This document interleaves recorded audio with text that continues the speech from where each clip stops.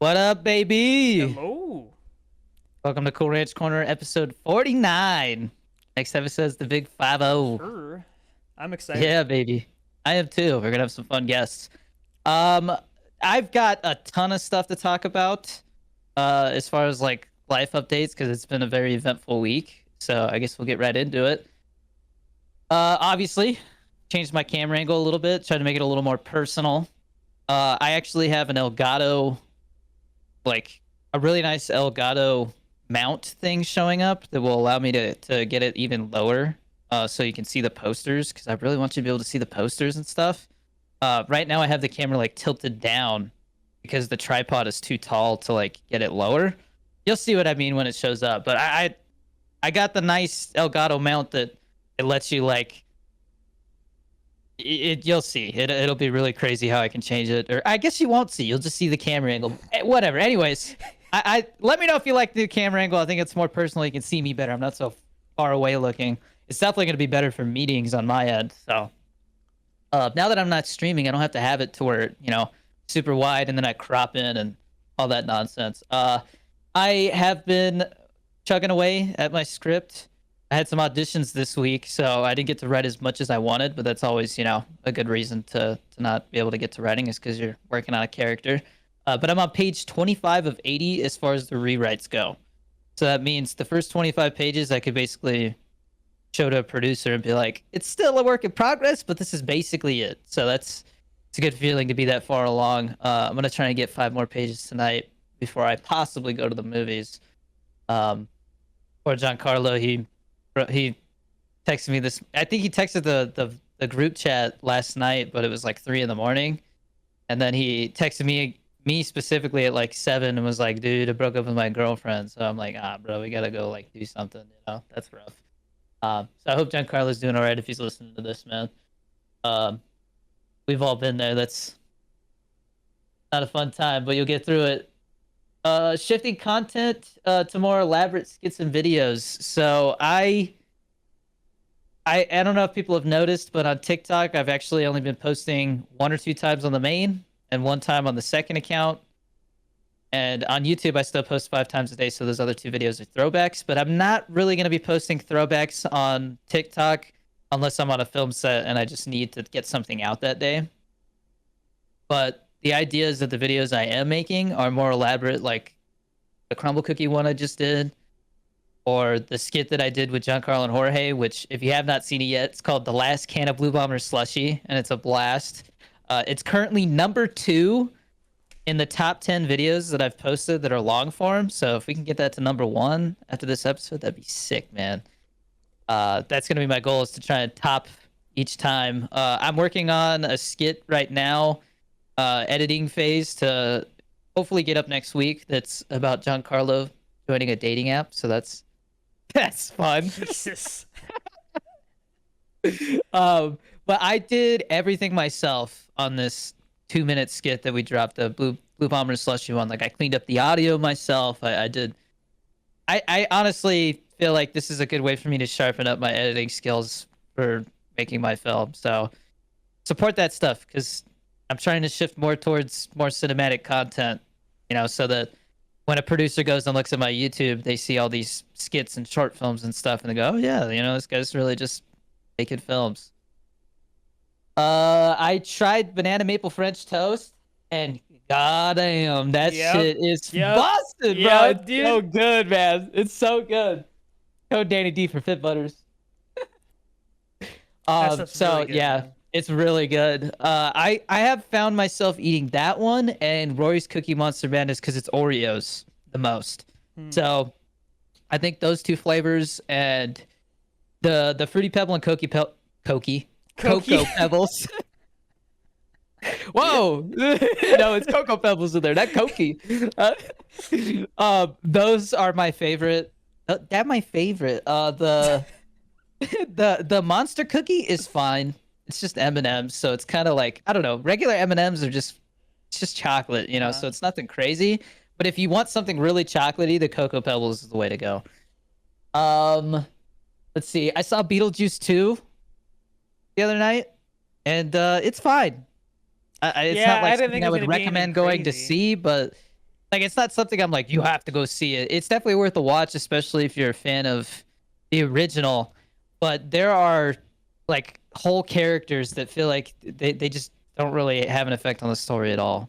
Mhm. Like, unfortunately, Willem Dafoe is one of those characters. But he looked like he was having fun, and the practical effects were awesome.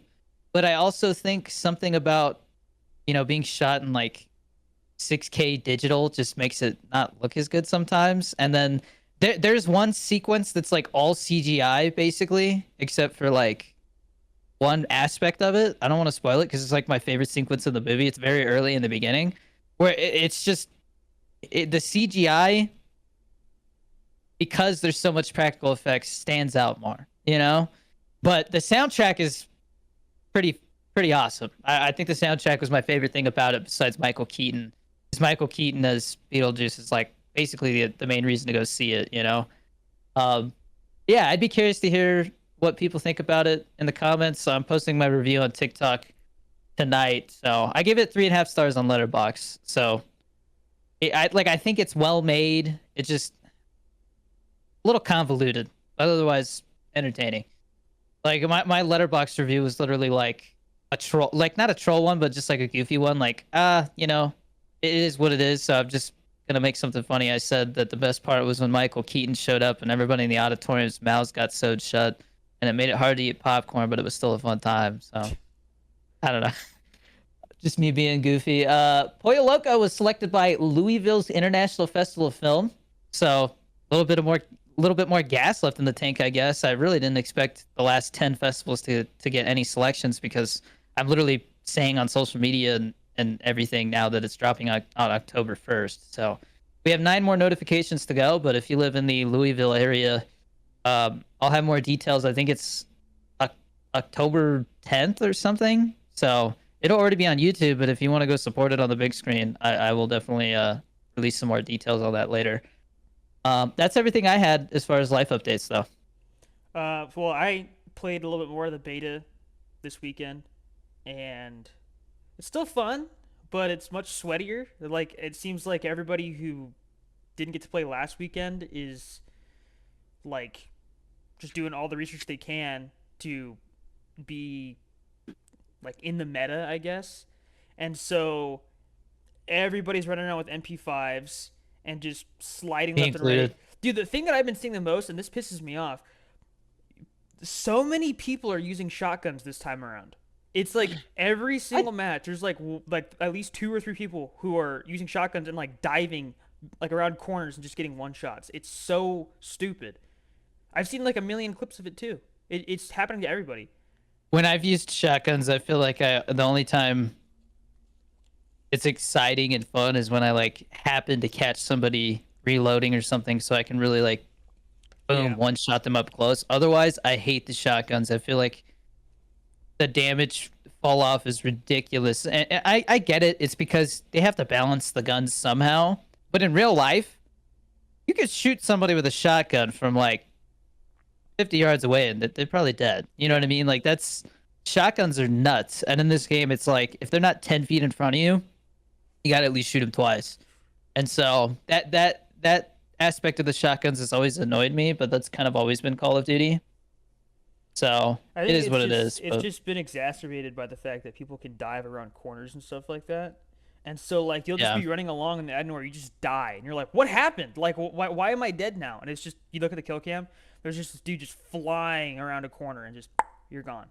So I saw Jeff talking about it, and I've noticed it myself. I guess there's a perk that's broken to where it causes like this black the gray shadow shadow. thing, Yeah, so you it's can see when somebody's behind something. it's either a perk or it's like a graphical setting. I think he was saying he has his shadows as low as possible, and it might be causing that. I think my shadows are on medium.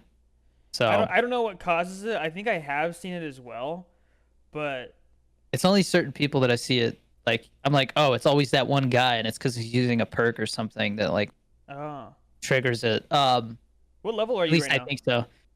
26. I think I'm at 28. Yeah, I'm gonna probably get up to 30 by tomorrow night. Yeah. Gotta finish it off. But top level's 30. I will say I love the Babylon map. It's like this game's shipment. I love it. And Yes, some people don't, but but I do. hard point on that map is rough. Domination's the best on it. Domination, the spawns are jacked up on that map, so like you'll if someone captures A and B, C has like the spawn set up where people spawn in this specific little like it's like a small little building. It's like just one room, and you can just spawn camp and just kill them. Like everybody who spawns it, you just get a shot off. And the only reason why I Mm. haven't been doing that is because I'm trying to level up two guns. I'm trying to level up the MP5 and the is it the AMIs? It's the other assault rifle that's not the AK or the M4. Um, and that one, it's taking forever to get extended mags. My M4 has the highest level of extended mags, so I could just be sitting there and just spraying, but I just haven't done that yet because it feels cheap too. I have you used Sleeper Agent yet? No, I Um, saw a clip of it today though. I was kind of tempted to hop on and use it. yeah, it's fun. Just make sure you use a suppressed weapon, because if you don't, then like it reveals you. But Oh, basically, yeah, basically what happens is like you appear as like a teammate. right.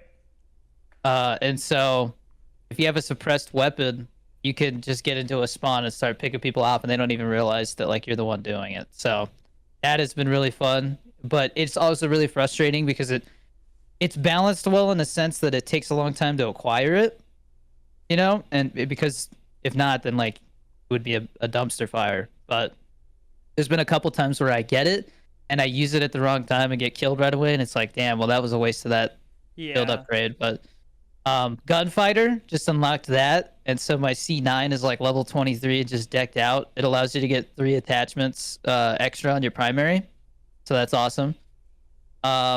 Couple of new score streaks like chopper gunners in there. I've been using interceptor because there's some perks that you can use. Like they added one that allows you to get those support score streaks Yeah, quicker. Oh, I only ever got the interceptor once, and then I was like, wait, it says I can't use it, and it's because I didn't realize it's for taking out stuff in the yeah. sky, isn't it? I mean, I would rather it tell you can't use it than you use it by accident and like waste it. You know? Yeah, but I guess it wasn't clear that that's what that was. I thought it was like a sort of like a bomber run or something like that. I was like, oh, that's Yeah, I cool, and u- then I it used became it like, on a guy's chopper gunner, and I'm sure he was really pissed because yeah. he just got it and boom, I shot that shit down. I So I will say I found something in the game that kind of made me a little mad, and it was like as far as like the game itself goes, not just how people play it, but um, so that gunfighter wild card. mhm. If let's say you have the overkill wild card set up, where it's the one where you have two primaries, um, I put a sixth attachment on my primary by accident because I was trying to replace like a grip with extended mags, and it straight up like deleted my secondary primary. Ooh, that's annoying. Yeah, and so I had to go and reselect the wild card, and then it was like, oh well, you can't do that because you have six attachments on your primary. So I had to go and remove that attachment that I didn't need, then put the wild card back on, then add my C9 back, and then put all the attachments on. And I was like, there wasn't Yeah, even a menu that said like, hey, are you sure you want to do this? Meanwhile, if you try and put an extra attachment on your secondary primary when you have overkill, it'll say, hey, you can't do that because you already have five attachments. yeah. Well, I don't know if it was by accident or a bug or something, but have you noticed that if you deck out like like I noticed it with the pistol. I decked out this pistol, and then I made another class, or like I edited one of my other classes, and when I selected the pistol, it put all those same attachments on it automatically. Oh, that's build. That's a build. So Okay, that's the thing. I think I did was it by it. accident. I don't know if it was I was like, Jev. that's dope. I I like don't know. that. I don't know if it was Jev or Merc Music or I don't know. But there was somebody who was saying that they. I think it was Merc Music. They're saying they were trying to set up three different builds for a sniper, and it like applied the same attachments to every single class whenever they were trying to use it. It was like really confusing. Um, Hmm. so I think that's normal. Uh, Okay. I mean, what I would yeah. I was fine with it saving my time when I went to go equip that pistol on another class, but I Yeah, can see I can that could see. be annoying in other Yeah. circumstances. I I'm sure it's something you could just not use if you don't want to. You just got to be aware of it. yeah, Yeah, I'm gonna try that sleeper agent um field it's fun upgrade when it because works. When it works, it's fun. I saw a clip of some dude running around with a knife and just stabbing people. Like I think he got like Yeah, 4 kills, and then the fifth one he died. And I was like, oh my god, he got a good streak there though. So I someone I grabbed me. I do you want to say really quick? My biggest complaint from last weekend: not enough perks. There's perks now. Like there's Yeah, more perks that are actually gonna like it came with the scavengers back, levels. scavengers back. Yeah, And so I set that thing up, and I I assume did there's what I'm more gonna do. coming Yeah, because probably. do we know what the max level is going to be? I'm assuming it's going to be 55. It's I usually think so. 55. I think it's 55, and then there's gonna be more score streaks, more guns. Um, there's some. Is it like the Tanto 22 or something like that? It's a new SMG. People are saying that I think so. they're Yeah. pretty sure that one's gonna be good when everyone unlocks it. And I'm thinking it's a 22. There's no way it's gonna be good. I was gonna say I got grabbed as a hostage this morning, and the guy knew who I was. He was like, "Danny Dorito, I got your ass," and then he was like, "Uh, he's like, I got you, bitch," and then my teammate killed him. Well, so you have to have your voice chat on for that, right? hmm I need to turn it back on. It's just I hate when I get into a lobby and you hear somebody playing music and you're like, dude, like it's 2024. Do you not have headphones? like come on, dude. Honestly, I mean it is the beta, but I haven't heard as many people talking in the beta, That's fair. That's and fair. I've had the chat on the whole time. Well, And if somebody does get annoying, I just mute them real quick. It's really quick. yeah. I think of like I think since probably Cold War, I've had it set to where it just mutes everybody automatically because I just Yeah, like if I'm gonna be playing with somebody, I'm gonna be in like a Discord call with them. I'm not gonna be yeah. talking to them in the lobby chat because you'll have that happen where like you have like a party that's talking in the lobby and like they're having a good time, but then it's like, oh man, like I feel like I can't talk because they're talking. Hmm. So Yeah. Well, before we move on from Call of Duty talk, I played with like 5 of the patrons this morning, and it was an absolute blast. So if you guys want to game with us when the full game drops, definitely join the Patreon. It's $3 to game with us, and we do it every weekend unless I've got something going on. yeah, I will say I did accidentally this morning. I copied and pasted from like the first one I saw, and the time was wrong. So everybody was like waiting for me for like an hour in the Discord, and I showed up and I was like, "Oh shit, my bad, guys. I thought it, I thought I put it they're for like, 10 a.m. PST and it's did at he 9 a.m." die on the They way were all over? cool with it though. They were um, just playing the beta while they waited, so it was fine. But well, I felt bad. so what I want to just make this very clear. When the full game comes out, what I want to do is I want to have like a private match that we could do where it's just 6v6 and it could literally be like Team Chris versus Team Danny. Yeah, that would be That would be hilarious, man. sick, dude. And it could be S&D, it could be just straight up regular team deathmatch. I'm gonna mess with you too. I'm gonna like have my team all do one I thing or. I had an idea for a mode. Okay, like and this is just a random thing. I was thinking about this last night when I was trying to sleep because I had trouble sleeping. But here's the idea for the mode, right? So it's like a free for all mode, but you have a specific target you have to go after, and Yeah. someone else, like you're their target. So like it goes in a loop. So everyone has a target they're going for, but they're being targeted by somebody else, and so whoever can kill their target the most times wins, right? I don't know if that would work well, but just like I think that'd be sick. I don't know how like you'd be able to set that up in like a private match, but like Right. that'd be cool because then and like the thing is it would be a thing of like you can't kill anyone else's target, but you can kill the guy who's trying to come after you, and so you just be like getting chased the whole time. I'm excited for Infected and Prop Hunt. They were talking about Prop Hunt this morning in the Ooh, Discord, and I was like, yeah, that is a fun mode that like one in the has become chamber. more popular. One One in in the the chamber chamber. is like my favorite. I Which don't know if there's gonna be a crossbow in this, but sticks and stones.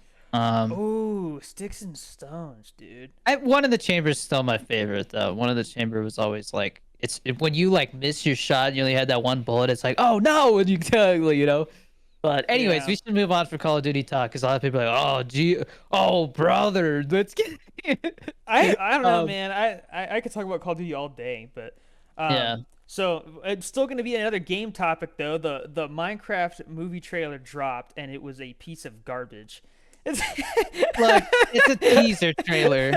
I thought the music choice was great because it was the Beatles' Magical Mystery Tour, which is like such a Yeah, badass song. Um, and it gave this like almost psychedelic vibe to it because of the visuals that it has. Because I thought the visuals were the best thing about it. I think it looks cool, but being that it's a teaser, we didn't get a lot of dialogue, and the dialogue that we did get was super like corny, you know. Jason Momoa is just okay. I can't help it. His charisma is infectious. Yeah, Like he's the main reason I want to see it. hot take. Okay, people keep dogging on his outfit and his hairstyle and stuff like that in the movie. I think it's I hilarious. love it, man. I think Yeah, it's it's like great. cool But with me. as far as the visuals for all the different creatures and stuff like that, I think that and people were comparing it to the Sonic movie, and I completely agree. I think it's way too they're trying to make it realistic while still keeping the original style of the game, and I'm like, no. Just like do the style of the game. Same thing goes with the actual like actors. They have so many examples of people making like Minecraft animations where they use the models from the game, but they just have real voices. Like there was the Minecraft story mode, which was an actual game that Telltale made, and they just used the models from the game and just made a story with it. They could have I thought totally it was done that. cool. The tree had a chunk out of it, and you could see the little floating like Yeah, brick. I It's cool stuff like I'm that. I'm just worried about like what's the plot going to be, because it seems like it's one of those things where it's like, It's oh, like we Jumanji. we accidentally went into this wacky universe. Oh, and I'm like, dude, that's been It, done like a million times. I hate this. I don't. I want like an actual story that takes place in the universe. They completely missed the mark for me. those two Jumanji movies with The Rock did so well, and they had Jack Black in them. So I feel like that's what they're going for, is that kind of vibe, but Jason Momoa instead of The Rock. You know, because The Rock has been filming The Smashing Machine, which is like a true story about a UFC fighter here, Hmm. and he looks completely different. He does not look like The Rock. And so he's I think The Rock is really trying to pivot in his career right now to like, all right, I want to be taken seriously as an actor because John Cena is being taken more seriously, Yes, and which I think John Cena is my favorite. And then that my favorite. who's the who's Drax? What's his damn name? Why can't I think of it? Oh, I know who you're talking about, but I can't think of his name either. Dave Batista. Yes, I think Dave Batista out of those three like wrestlers turned actors is the one that I want to see more of him. I think he's more he does a lot like he killed it in that little part he had in Blade Runner 2049. Like he's I just take him seriously when it comes to like serious parts like Knock at the Cabin. I don't know if you saw, but he I guess decided to lose all his muscle because it was limiting the roles he could get. And I'm like, yeah, that's dedication. Like to Dang, lose the thing that you're known for, basically being this dang. big jacked guy. I think it's because he's no longer Drax. So it's like, all right, it's time now. I can like So he looks like a fit but skinny old guy, and I'm like, dude, he's gonna kill it. Okay, we might be delving into spoiler territory, but what do you mean he's no longer Drax? Is Guardians of the Galaxy done or what? Because I didn't see the third one. The third one's the last They're one that I not heard doing they any were more of them. doing with with like the I think Chris Pratt said he's interested in still being Star Lord, but I don't think anybody else is really interested in continuing because James Gunn is done with that franchise Oh, now. okay. Yeah, well, because Drax was so good, like Hmm. just like what a great character, because it's like it's You're not sympathetic for him. yeah, because it's also not like, oh haha, here's the big stupid muscly guy. It's like, no, he's just like kind of innocent. Like Yeah. it's not stupidity, it's just innocent. That's all it is. And like, yeah, he had his moments where it was like, he kind of goes on rampages, but it was a very like wholesome character if you think Yeah, about he'd it. be like laughing while he's like Well, stabbing I people. still love the like when he would just stand still and like he would be like, like you can't see me because I'm standing like super still, like I'm moving way too slow, and he's eating like a bag of chips. They're like, "What are you doing um, here?" he was great in the Christmas special, the Guardians of the Galaxy Christmas special. Yeah. Um, the the last thing I'll say about the Minecraft thing is, if it's if we're talking about the gold standard of video game movies, I think right now it's Super Mario Yep. Bros. That's what everybody's emulating. Yeah. And so if it's basically at that level, but Minecraft, I think I'll have more fun than I did with Super Mario Bros. Because Super Mario Bros, I just don't know a lot of the lore and like the Easter eggs and stuff didn't do it for me. Oh. Whereas with this one, I know a little bit more because as much as I'm not a big fan of Minecraft, I don't have anything against it, and like I've played it and like I understand the lore to an extent, you know. Well, so Oh, I I'll be I taking Theo. yeah, that's probably a good idea because then maybe he can get into Minecraft. But He's which played it. yeah, but he's not really into it, is he? No, he plays a lot of Lego Star Wars right now, Based. like the and Marvel. He plays like the Lego games, Yeah, Jurassic World. I love that game. I really do love Minecraft. It's just that the community is so toxic now. Because anytime they release an update, everyone's like, "This update sucks." Well, like you You know, guys have so much budget, you guys didn't do anything. And I'm like, "Yeah, I agree, but like they're trying their best, man. Like they probably have restrictions." So, my response to that is I think that's just gaming in general. well, Every gaming community is toxic now. it comes from this place of like, hey, like the developers will be like, "Oh, hey, here are three new creatures that we could add, but you guys are gonna vote on one. Like, you just pick one, and then that's what we'll add." People are like, "Well, I made a mod that adds all three," and it's like, yeah, they totally could have added all three. They really could have, Yeah, but there was I think probably a reason for why they didn't add that much all at once. my favorite aspect of gaming right now is the indie scene. Is you're seeing people really come out with some really interesting concepts and like game styles. That game Thronefall that I Yeah. talked about, I've been playing it here and there on my Steam Deck. It's coming out of early access like next month, I think, or this month, and so I think it's going up by like $3. But they're supposed to be adding a bunch of more stuff to it, so highly recommend Thronefall. Well, Um, I might honestly buy it soon because you so should. I a while back Fun. I made a resource pack for Minecraft and I put it on CurseForge. Bro, I made like $50 off it. I was like, holy crap! So because like you make like people will download it and based off the downloads that you're getting, they'll reward you for it. Similar to what Nexus Mods does. Because when I made mods for Interesting. Fallout 4, they gave me money for it. And so like when I hit $50, I'm gonna redeem like a PayPal gift card and I'll probably put some money into buying some brackets for my GPUs because the GPUs that I got a while back they don't have brackets for them. And then I Mm. might use the rest of the money for like I think you can use PayPal to buy stuff on Steam, so I might buy Thronefall. So You should. It's a I highly recommend it. One of my I definitely think it has the opportunity to be a sleeper hit because of the price and everything. yeah, Um yeah, I think that's enough talk about the Minecraft trailer. Let us know what you guys think in the comments. You guys commenting, liking, sharing the podcast is the best way to support it for free. So drop us a comment about any of these topics. Let's transition into a quick ad break. Support us with the Patreon. I don't want to get into it in depth like I usually do because I think I've beat that horse to death. But you can game with us. You can be a producer. You can get free G Fuel. We do giveaways all the time.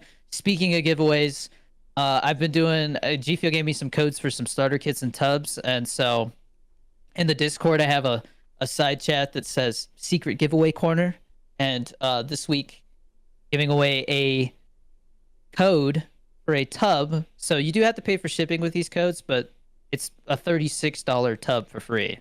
So literally you just pay like the $8 shipping and you get 40 servings of an energy drink of your choice of flavor. So the winner of that this week is Fishy. Congratulations, Fishy. heck yeah, dude. I'll be DMing you on Discord to give you your code. Sorry, my watch keeps blowing up and the passcode is not whatever. Anyways, Dude, um Wait, random Hang on, thing. I gotta Random finish thing. the ad Random break. thing. Let me What? finish it. Code Wait. Danny. No, don't ruin it. Let me get through it. Code Danny. Will there No, I be? don't want to talk about it. No. No, I'm talking about Code Fit Danny. Butters. I'm at the end. Code Danny Ah. D. Chris always cramps my fucking style. The other way to support us is by using G Fuel code Danny D for 10 to 30% off at gfuel.com, 10% off merch, 20% off everything else, and 30% off pre-orders and new flavor drops. We have a new flavor called I think is it The somebody strawberry one? just mentioned it. Yeah, it's like My Strawberry Girlfriend or Yeah, something. something like that. Yeah, my it is called Strawberry Girlfriend, and it is a new flavor described as strawberry guava coconut. Is that new? I think I feel so. like I feel like strawberry guava coconut was the glitch mix. No, let me look it up. Glitch mix. What is glitch mix? Strawberry guava coconut. Yeah, so it's a reskin of they've been doing a lot of reskins lately, which Well, I saw this collector's box has like a milk carton yeah, shaker cup, it and I was like, that's kind of you put cool. your it is cool. You put your G Fuel in like this clear milk carton looking thing. So that's kind of cool. Or that is cool. I like when they do interesting stuff like that. But that's dropping on September 20th. So use code Danny D for the first 3 days. You get 30% off with that code when a new flavor drops. So use that, and then use code Danny D for the Fit Butters. I cannot recommend this enough. I eat this stuff every day. I put it on top of my protein bars. I got this. I got these keto bagel thins that I've been putting it on. Oh, it's so good. It's like a dessert. Um, that gets you 10% off if you buy 4 tubs. I think you get free shipping, and it's great stuff. Ton of good flavors. We talked about the flavors earlier. And then Chris, what is this nonsense you're I was gonna gonna say? ask if there is a chance in the future we could do a Fit Butters giveaway. Oh yeah, yeah. No, it's something right now. I just want to try all the flavors first, and then after that, I'll have my That's hands fair. on all of them. So we'll definitely give away some Fit Butters in the future. Um, we're also just partnered with them with G Fuel. I'm sponsored, so they give That's me like fair. free product to give away and stuff. So it's a little different situation. I I don't know if Fit Butters were to throw me a little money so I can like promote them even more, then maybe in that case we can Yeah, give some because away. that But that banana maple French toast is like oh, it's so to good. die for, man. The only thing It's like real is banana, by the way. yeah, It's not well, like fake so banana. to me it tastes like banana bread. Yes, And it's like it's banana like bread. the Like idea banana pancakes. the idea of having banana in like and it's like a very strong banana flavor as well in a little scoop. It's like you could put that on some bread, just regular bread, and it's like you can get the same flavor without having to go and specifically get banana bread, which is kind of Yeah. crazy. And I mean like honestly, so it says that there's like what is it, like 15 servings or something like that? How many servings is Mhm. it? Yeah, that 14. it'll last you way more than that. With a flavor that strong, I think you could do a lot more than just 15 servings with that. Like you only need a little bit on some bread and it'll be fine. Well, based off of the 33 grams serving, it's 14 servings, but Yeah. you don't have to put a full serving, is what you're Yeah. saying. Yeah. Last thing to wrap up, the support us ad break. I plan on bringing back Creators Unite. If not by the end of the year, by the beginning of next year. I want to get like other actors, content creators, filmmakers. I think some of the guests that I was able to get on when I only had like 150,000 subs, like I had Chester from Life of Luxury That's on. still crazy. Yeah, that's like I think that's the most viewed one I did. And so I think now that I have, over 3 million subs and hopefully the longer form content and stuff, and the podcast has been doing better. We average about, I would say 1,500 views an episode. Some of them are getting 2K now. So as that does better and like with the sub count, I think I can get some really like high profile people on, and it's going to be short. I'll keep it to an hour, maybe even less, sometimes 45 minutes to an hour. And I'll have questions ready so that it's like very straightforward. But I see it as like an opportunity to network with other creators around here and filmmakers and stuff too. And it'll be cool to like share things from other career fields. Like I want to have my cinematographer buddy on who was the camera operator for Pollo Loco. He was the cinematographer for Stolen G Fuel, and he's going to be the cinematographer for Always Ready. I would love to have him on because I know there's people who are interested in like cinematography. Like maybe they're not as interested in calling the shots or being an actor, and so like to learn about how he got to where he is would be really fascinating. And he's also just a really chill guy and loves movies. And his favorite, he literally has like the tattoo that Matthew McConaughey has in True Detective. Like he is into the same stuff I am, so we really click. And I think it would be fun to just chat with him about movies. But So, random I'm gonna be dropping those. God damn it, man. I'm gonna be dropping those episodes early on Patreon as well. So those will also have 24-hour early access. So I'm trying to give you guys as much bang for your buck as I can with the Patreon. So definitely support it for as little as $1. I was gonna talk about Stolen G Fuel because I, I sometimes I forget that you made that because it's been so long. Like I feel like it was a Yeah, long time ago. That is the most underrated thing that you have ever made. I freaking thanks. love that skit, man. And I mean, it's got like 320,000 views on on TikTok, see, but on YouTube, like it's 7.5 on YouTube. it deserves more because it's hilarious. It's so freaking funny. But yeah, just wanna say that. Go watch Stolen G Fuel. It's great. Yeah, rated on Letterboxd and IMDb if you haven't, because I think we're like 13 reviews away from Letterboxd actually showing an official rating. So go write it. No. um. Anyways, we're done with the ads there. Speaking of Patreon, every week we do our Patreon questions. So we got a bunch of questions this week. Some of them are quick, some of them are longer, and then we've got like 3 really hot topics to talk about after that. Um, so starting with Louis, he says, Chris, what is your favorite and least favorite G Fuel at the moment? And Danny, if you could have any actor in your next short film, who would it be and why? I'll let you go first, Chris. So all-time favorite is Nemesis T. If I could go back in time, I would find the formula for it and bring it to the future so I could have it every single day. Um, but as far as flavors that currently are available, Flavor Bomb, I think you have been giving me some of that. So I have that currently. You can't go and buy it, but that's what I've been drinking lately. And then least favorite, what was that? Was it Tropical Rain? Yeah, the kiwi aftertaste in that one just Yeah, that really one. turned me off of That it. was like one of the first cans that I got, and it was the only one where I was genuinely like, yeah, I don't like this. It was back when I got like, I think it was Sonic's Peach Rings, and I think like Phase Berry and a couple other flavors, and like those were great, and it was just this tropical rainwater. I was like, I don't want this ever again. And the worst part is Yeah. I got like 4 cans of it. So I was like, dang it. But yeah, so that's my answer there. So I don't plan on making official short films um, by the definition anymore. I might make a proof of concept for a horror film. Just depends on how that goes, whether I really need to make it or not.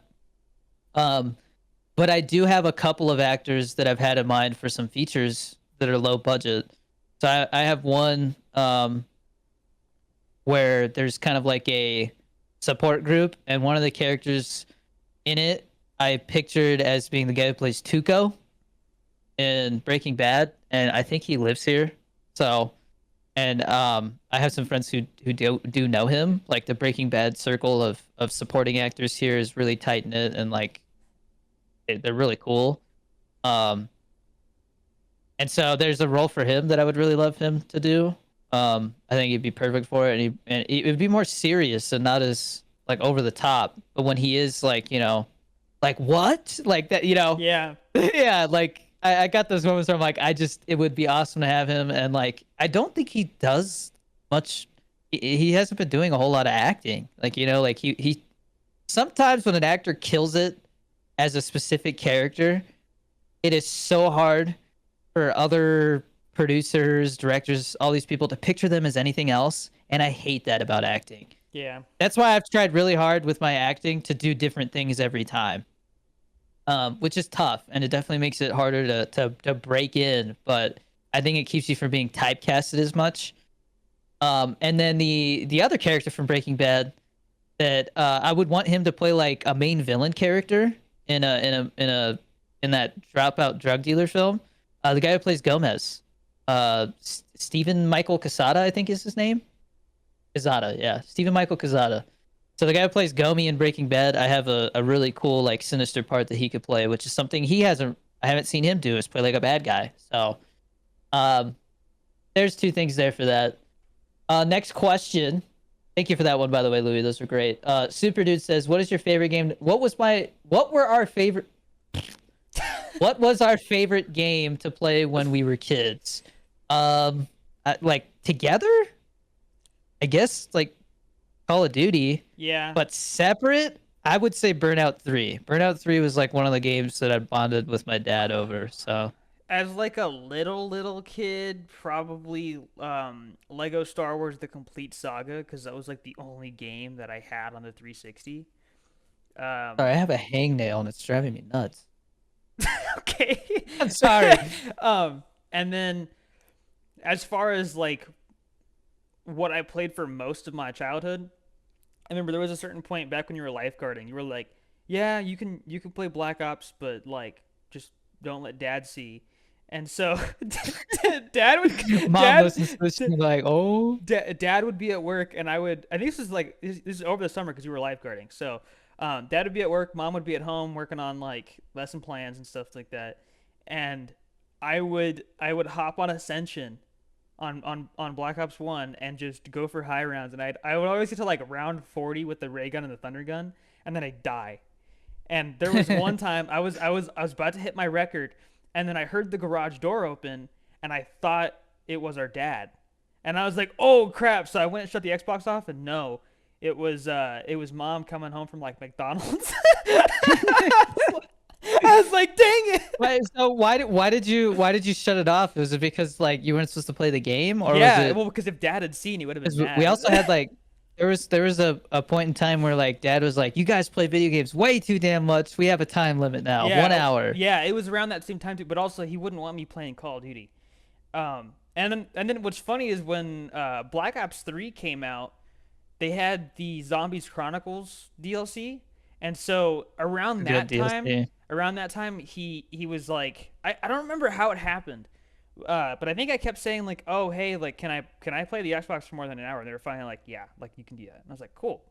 Just leave us alone. Yeah.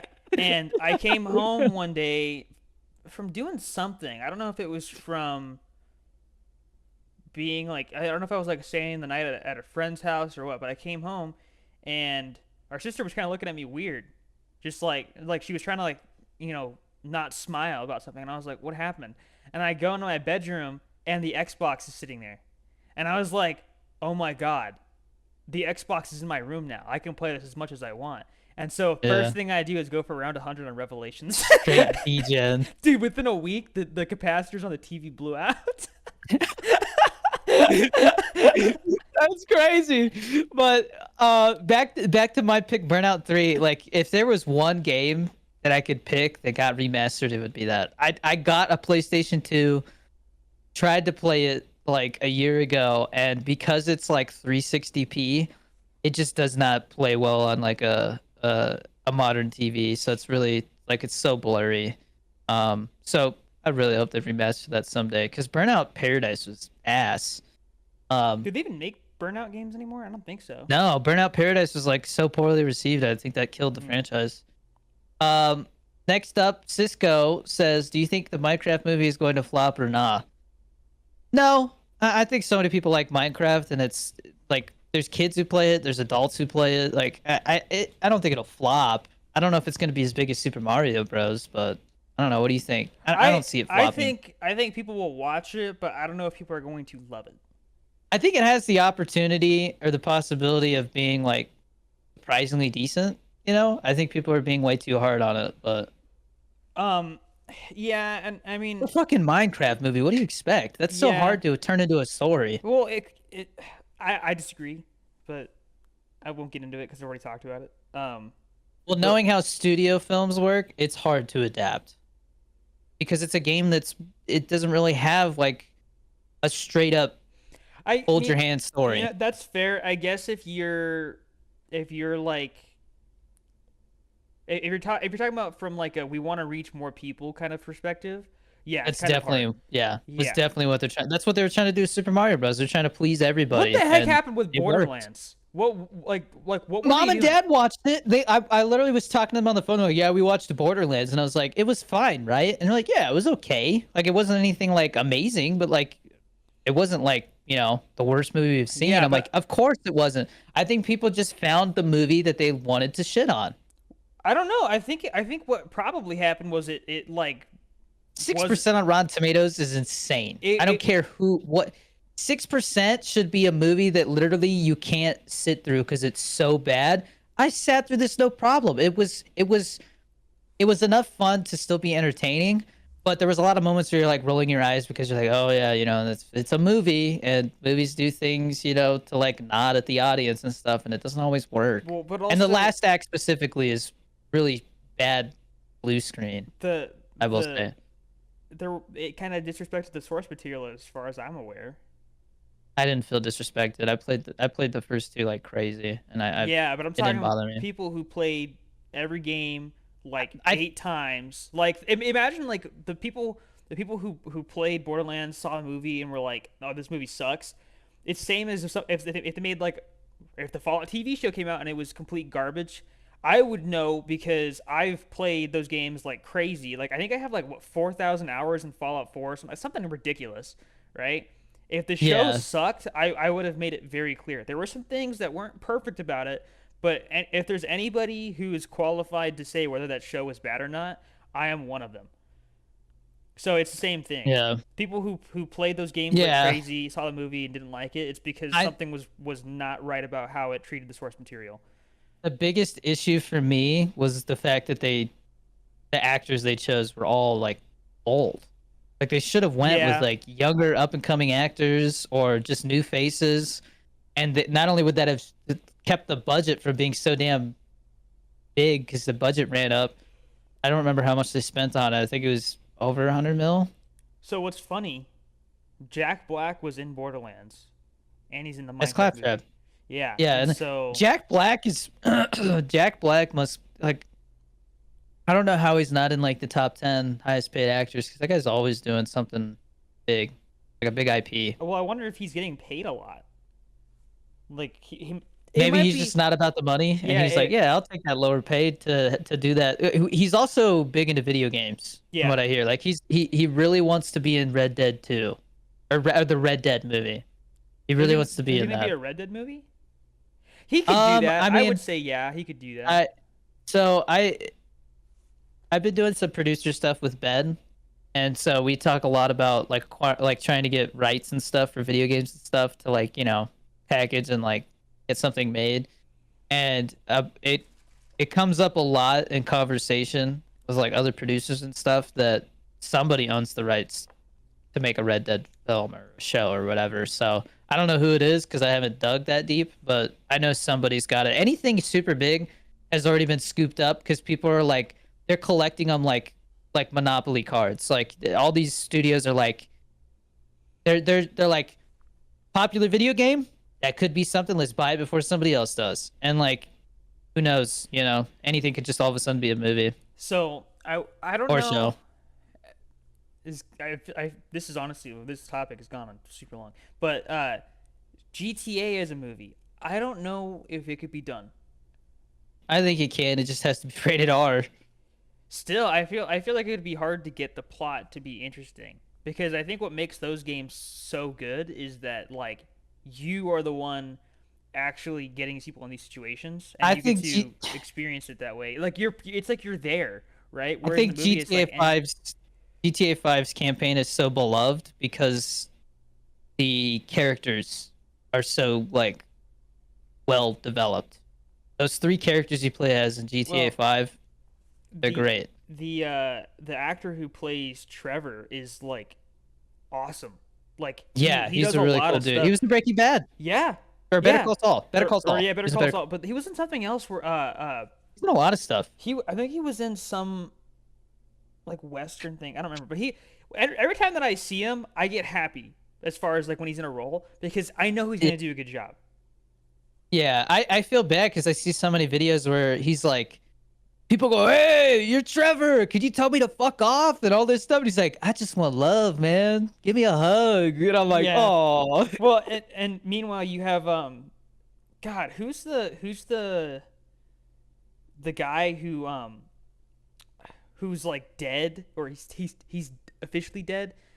Michael in GTA 5, that guy, um he in real life is just like such a boomer. Like yeah, he's like, yeah, I guess there's a picture that he posted where he was trying to show like his weight loss or something like that, and yeah." People's Photoshop the shit out of so it. they They make it look go, like it's a yeah, nude. and, yeah. They made it look like, and people keep posting it, and he gets pissed off about it. yeah. Anyways, on to the next topic. Joey the human person, which I think this is the first time I've seen them do a question. So welcome, Joey. How much do you make per month for content creation from each platform, together and separate, and from your brand deals and codes? And don't worry, I use code DannyD whenever I get my G Fuel. So Joey, this is a weird question to answer because one, it's not about money to me. Like if I have enough to support my family, I'm cool. You know what I mean? I'm also not allowed to get into specifics about G Fuel because I've signed like a confidentiality agreement. Um, I think it also makes you agree to that when you sign up for TikTok stuff. So I can't Really? say yes, I can't say specific numbers about what I make, but what I will say is if I were to quit content creation, I would probably have to get 3 well-paying jobs to get anywhere close to what I make now. So I do well for myself, but things change, like, oh, you might get a crazy brand deal that pays really well, but then there's no brand deals for a couple months. Um, and then like, G Fuel could decide, hey, we're pivoting and we're trying to target a different demographic, so we're letting go of certain people. G Fuel could go away, and like it's just it constantly fluctuates. It's never the same month to month. I also get paid by the Coast Guard still because I'm 70% disabled for my hearing loss and a bunch of other stuff that I don't want to get into because it's personal. But we're doing well enough that I was able to get basically my dream car, and we're gonna be getting a house soon. The only reason we didn't get a house is because the market was shit, and it's still kind of shit. But there's better houses on the market, I will Yeah. say. So I think in about a year we'll be getting a house. And what I was telling my parents and my wife the other day is that the reason why Pollo Loco was so easy to make as my first film is because I put 20K into it. Like simple as that. I put money down, and when you put money down, you can move mountains. So you can do things because money in the filmmaking industry is your power, and it allows you to get things done. And so the main thing that's stopping me from creating feature films right now is the fact that I can't do that right now, because if I were to do that, that would affect buying a house. Because when it comes to taxes, any money you spend on a film that's not a tax incentive, which I think we're getting like 7K of our 20K back from New Mexico, so that's cool. Um, but anything that you spend on a film that isn't made back yet is considered, like, they look at it every time you, especially with feature films, you started as an LLC, right? So it'll be like Always Ready LLC or whatever it's going to be called. Because the LLC itself doesn't really matter what it's called, but that LLC on paper looks like you started a business. And so if you spend 20K and you don't get 20K back, when you go to do your taxes, they go, somebody started a failing business here. This is risky. So in order to get a home loan, we want you to make more money or be able to put more money down or something. And that's kind of the issue we ran into with the specific house we were looking at. And I was like, we've got stuff to take care of. Let's just take care of that. Sign a lease here, wait it out another year, and then if we do have to put some money down, we'll be able to, and it won't be an issue, and we get the house we want. Um, I'm going way off into the weeds about houses and stuff, but basically what I'm saying is like without giving a specific number, it would, a lot of stuff would have to go wrong for me to have to get a normal job right now. I think I've done a good job diversifying my income, so it doesn't all come from one place. I'm gonna talk about a creator later that kind of ties into that, but I would say if you're asking this because you're thinking about becoming a content creator or making it a career, the number one thing you got to do right now, and I think it's more important than ever before, is diversify your income. Don't put all your eggs in one basket. Don't go, oh, TikTok is the way because they're, paying $1 per 1,000 views and I'm going to stick to that. If TikTok goes tits up because it gets banned, we'll be fine because we still have YouTube. I got the G Fuel sponsorship. We do brand deals. I get paid to act. I've sold a commercial script and I plan on selling more scripts in the future. So there's all these different sources of income coming in, my Coast Guard payment, all that basically, because of that, even though content creation is considered a very risky career field because it fluctuates so much and it's not consistent when it comes to income, because I have all those different sources of income, that is my financial security, is the fact that if one thing dies off, there's other things. There's other places I could pivot. I've never really pushed merch, but if it came down to, hey, we need to sell some merch this month, or I got to get a part-time job, I mean, that's just what I got to do. I got to push some merch, I got to come up with some good merch to sell or something. But, which, by the way, let me know if you guys want merch for the podcast, because that's something we could very easily do. A lot of the only issue is, like, not all merch is created equal. So, some merch doesn't last as long as others. T-shirts, a lot of times I get merch from other content creators and the t-shirts fade after like 3 washes. Yeah. So I feel like a hoodie or something would be a good thing to spend money on. Whatever they made topic. this shirt out of, man, like this stuff has stayed pretty solid. G Fuel has great merch. I think they have like the best merch that I've found. And I know what company makes the shirts, so I think that's who I would go with. Fair enough. There is DD23 merch. I have a link. So if you want some DD23 merch, there is some. The fall weather is coming, so get yourself a hoodie or something. I see Louis wearing. I see people post on TikTok wearing DD23 shirts, and that blows my mind. Like, people are just walking around about life with my logo on their chest. Very humbling. On to the next thing. I hope that gave you some insight, though, Joey. I just can't really get into specifics because I legally am not supposed to. But Tommy asks, if money wasn't an issue, what would your dream vacation be, and what would you do? God, I don't even know, man. I know my wife is a big Doctor Who fan, and so she really wants to go to like London. So I think we would go to Europe. I want to go to Germany and like Ireland. Like I don't know. I think a lot of those like European area countries and stuff I would go check out. Italy would be so good to go to because of the food. Oh man. See, I don't know because like The Bahamas.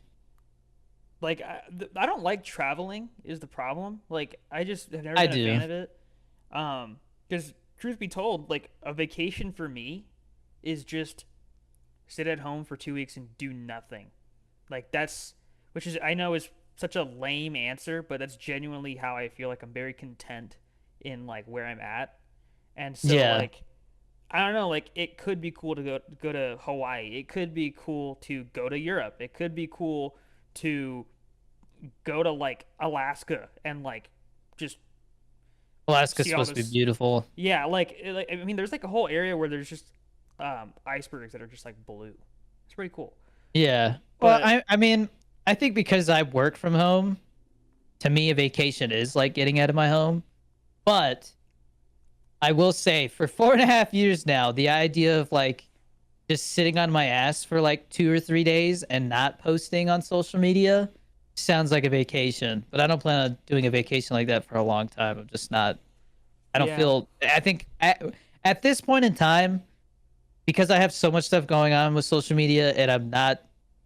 I might be a full-time filmmaker, but I'm not making much money. Like, I get paid to act here and there. Like I said, I sold that one commercial script, but other than that, like when you first start out as a filmmaker, the way that you get stuff made is by not taking money from the budget, and that's why Pollo Loco, I didn't make anything from that. I'm Pollo Loco was always intended to be like a loss. Oh, by the way, update on that. I reached out to the record label for one of the songs that the short film's copyright claimed for, and I was like, "Yo, how much do I have to pay to have you remove the copyright claim?" And I guess they enjoyed the film, and Oh, so they offered to take away the claim for free. So heck yeah, dude. cool, yeah. Um, so hopefully that'll improve its odds at getting lots of views and stuff. And now I can use some of that money that I was planning on, like maybe having to drop on that to run an ad on TikTok or something to get people to go watch the film. So get ready, man. October 1st, it's gonna be dropping. We're gonna do a YouTube premiere, and I'll be releasing like a behind the scenes video and stuff. So that'll be really cool.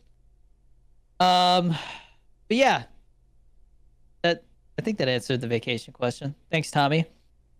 Nikki asks, but we got a question from Nikki and then a question from Nick. So Nikki says, "What are you most excited about for the new COD? Warzone, zombies, or multiplayer?" Right now, I would say zombies because we haven't played it yet. So. Yeah. For me, it goes zombies, campaign, multiplayer, Warzone. Which Yeah, I know it's kind of crazy that campaign's above multiplayer, but it's because I've already played multiplayer. And the campaign, Treyarch always has pretty good campaigns, except for maybe this one Black looks Ops really 3. fun. Yeah, Yeah, well, yeah, Black Ops 3 is a weird one, but I won't. That's not the question. really About, so weird game. I won't Yeah, get into that. But yeah, but yeah, I would say zombies too. Warzone, I'm gonna be honest, man. Warzone, just I forget it exists sometimes because I just do not care about it anymore. I will care If about they it bring back Verdansk, I'll care, but this year. I will care about it just because one of the maps they're doing is Nuketown.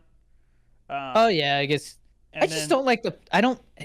It's not even like normal battle royale anymore. They do this freaking rebirth thing that everybody loves, and it's like it totally defeats the purpose of what battle royale is supposed to be. You're supposed to die, and that's it. It's like you like. It's the idea that you're just coming back. It's like multiplayer with more steps. I don't know. yeah, Warzone does have a camo grind this year, so I will at least Like try and camos you can only get in Warzone. yeah. There's mastery Interesting. camos that you can get only in Warzone.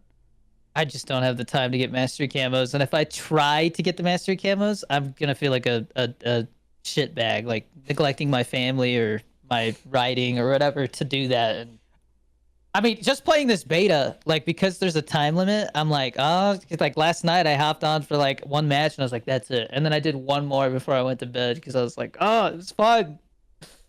Um, Yeah, I don't know. I mean, I could see this Call of Duty being a very streamable Call of Duty, which is like kind of a buzzword. Um, yeah, but genuinely, like I think the camo grind is what a lot of people really care about because they're like, oh my god, who's gonna get it first? And then once you do get it, it's people want to see the camos, and so like if somebody comes into your stream or they watch your YouTube video and they see you with one of the mastery camos, they go, oh man, this guy's really good at the game. So I think if you are like a streamer who used to do a lot of Warzone, this is gonna be your game, like for Mhm. sure. But for me, I don't care. Yeah. No, I get you. Last question from Nick. I'll let you handle Chris because it's your business. So this question is just ask me what I do for work. I unfortunately just can't really talk about that, but it's nerdy. That's the way I can put it. It's just very nerdy. So, um, I'm sorry I All can't give you a right. better answer Yeah. than that, but it's just nerd stuff. Yeah, A very Chris job. That's what I'll yeah. say. Yeah. He found a good job for himself. Okay. That's the rest of our questions. I appreciate all the questions this week, guys. Like they're really interesting, and I feel like each one kind of says something about the person that asks it. Like it kind of shows what they're curious about. Um, and yeah, that that wraps it up for the questions. Like I said, I got like four quicker topics to talk about to wrap up the episode here. I think we're gonna try and keep the episodes to about an hour and a half. I think that's like the sweet spot for us. Yeah. So, rumor: Bryan Cranston could be the Marvel's new Professor X, is what they're talking about. Dude, they're I don't know shelling how out I feel so about much it. money about or for actors and stuff, man. I like the Robert Downey Jr. thing. I don't get me wrong, I love Robert Downey Jr., but we don't need him back. No, Like I think it's yeah. I think I mean while Bryan Cranston definitely like I would love to see him in more stuff. I'm also like, God, like I trust that Bryan Cranston. I feel like Bryan Cranston's at this point where he's like, no matter what I do, I'm always going to be known for Breaking Bad because that was the role that like it's a once in a lifetime thing where like it lines up, the show's a hit, it's iconic. Like, I mean, it's a meme too. Like Walter White will probably go down in history as one of the. It is one of the greatest character arcs of all time. here's a problem. Okay, Professor X is bald. I If think that's why they're eyeing him is because if he was if bald in Breaking Bad. if Bryan Cranston has to do another bald role, people are gonna be like, "Oh, that's Walter White." Right. Well, it's like that's why it's a rumor. It's like there's floating it because they're like, oh, we need a bald person. Oh, well, he was known. He played a really good bald guy. I But mean, I trust that Bryan Cranston knows what he's doing. But at the same time, I feel like Bryan Cranston is at that point where he's got fuck you money and he doesn't really care. It's like, oh yeah, I would love to like. Who wouldn't want to play a Marvel character? You know what I mean? The question is, what Marvel character is it, and how are they approaching it? And the fact that right now, like Deadpool and Wolverine is the best thing they've made in a while, like it that kind of movie was seems like a so good. good. It seems like that's the best thing to bet on. If you were like going to be in that same, because it's X-Men. Well, So and that's the thing, dude. I'd be cool with it, So but I'd also be cool if they got somebody else. that movie, I think it being rated R was like the I best decision because seriously, man, that was what Multiverse of Madness really messed up on. If that movie was allowed to do more stuff, It would have like been more scary, way more yeah, scary. dude, yeah, and instead it looked like a Spy Kids Would have been like a movie. nightmare. It had some trippy moments at times, but yeah, it was just like you could tell it was being held back by the fact that because Yeah, it was freaking Sam Raimi, bro, like the yeah, guy who made Evil Dead. yeah. Like come on, man, let the guy like do his thing. But of course, it's Marvel, so they're gonna do whatever they want with it. At the end of the day, I really hope that because of Deadpool and Wolverine's success, they let more.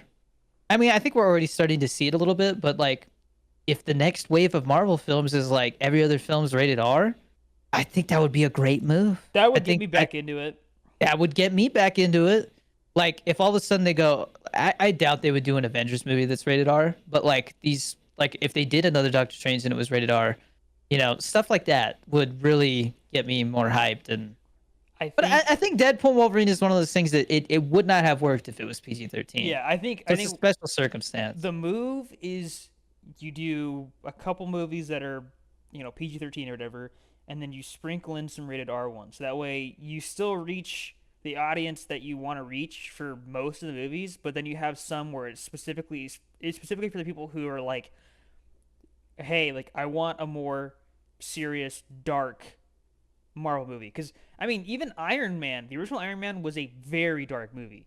It really was. And then Yeah. Iron Man 2 was supposed to go more into like how Tony Stark has like a drinking problem, and they didn't go into it that much. And it's probably because they were worried about like, hey, like, are we alienating like a certain portion of our audience by doing that? So I think if they Yeah. if they did stuff that was rated R, it would be a little bit more serious. And I think people would appreciate that. I think it's an interesting idea to pick Bryan Cranston, and like I said, I trust Bryan Cranston and the type of actor he is, that like whatever he does do, he commits to. Like, dude, he was the best part of the Godzilla movie. And I don't know if it's because of how expensive he is or what, but once he dies in that movie, it kind of goes a different route. And a lot of people are like, man, I wish he was in the movie more because he was just, I mean, he's just he's versatile. He could play that like evil guy. He could play that like innocent dad, like Malcolm in the Middle, and then he can also play a guy who's just like going through an emotional thing. There's a show on Netflix right now that I watched when it was specifically on Showtime, but Showtime's kind of gone to rights shit. I don't know even who. I think Paramount owns it now. It was called God damn it, what was it called? Hey, I'm looking it up. He plays a judge, and his son gets caught up in a case, and he basically has to like manipulate things in the courtroom to get his kid off the like to try and get his kid off the hook. And so that was really good, and like it was so good that it was supposed to be a limited series, and they made a second season. So I'm gonna it's something guilty. The guilty or something? I can't ugh. Come on, of course this shit's not gonna load.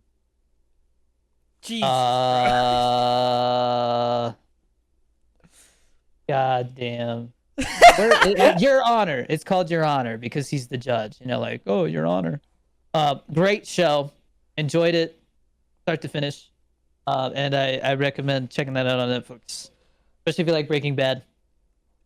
Next up, got some drama. Doc responded to the allegations on his first stream back. I don't know if you've seen the highlights from it. Yeah, I've seen. Is he guilty? So the way that I've heard it is basically yes, he's still guilty because he did talk to a minor, but Twitch is not entirely innocent. Right. That's what I see, but I also saw he read a donation or a comment, and like somebody was like, just show us the messages. And yeah, he was And like, he was like and then like to the next thing, like it was well, awkward. no, So no, I no. think there's something he's He hiding said there. something about like oh show us messages, show us messages. Oh, what is it, second grade? And it was like, Mhm. what? Like that's it's like what are you talking about, bro? What is this, second grade? I think it's the one thing that could win people back over us if he Yeah. shows those messages and it's totally just like him joking around and it got inappropriate, but then it stopped. You know what I mean? So, a Like, big example of but that is Mr. T Lexify, who is a zombies YouTuber. Him and his ex-girlfriend got in this huge fight or whatever, and basically he was being accused of talking to her when she was like 17 and he was 19 or something like that. I forgot what it was, but basically, or maybe she was 16. I don't know, but basically people were like, dude, like you're a groomer, and he was like, okay, well let me show you the DMs, and she was like super abusive and stuff like that, and people were like, okay, like situation's still a little weird, but we also know like you probably just hadn't been in a relationship in a while and you got manipulated. So like some people took his side afterwards, but it was still a little gray, and I think yeah. that's probably the best that Doc could get is that I gray. still don't know why it's weird to me that he didn't just come out in front of it when it came out and say, yes, I messaged a minor, but I did not know it was a minor. And then when we found out it was a minor, it was legal in that state or whatever, which is obviously like, oh, it was under 18, but probably 17, at the worst 16, because some states 16 is legal age.